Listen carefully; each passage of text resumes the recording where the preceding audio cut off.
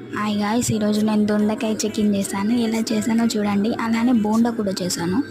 ముందుగా 4 దొండకాయలు, 2 ఉల్లిపాయలు, 4 పచ్చిమిర్చి, ఒక టమాటా మంచిగా వాష్ చేసుకొని కడిగి వాటిని తరిగేసి మంచిగా వేపుకోవాలి. అవి కొంచెం మగ్గినాక 5 మినిట్స్ చల్లారబెట్టేసుకొని మిక్సీలో తగినంత ఉప్పు, కొంచెం జీలకర్ర, కొంచెం కరివేపాకు వేసేసుకొని మిక్సీ పట్టేసుకుంటే మన చికెన్ రెడీ. ఇదైతే అసలు దొండకాయ చికెన్ అంటే ఎవ్వరు నమ్మరు గైస్, టమాటా చట్నీ అని చెప్పేయండి తినని వాళ్ళకి. తర్వాత నేను ఇక్కడ ఆయిల్ కాగేలోపు బోండాలోకి ఒక పచ్చిమిర్చి, ఒక ఆనియన్, కొంచెం జీలకర్ర, కొంచెం ఒక 2 నెమ్మలు కరివేపాకు కట్ చేసేసుకొని చిన్నగా వేసేసుకున్నాను. అంతే, చూసారా ఎంత బాగుందో.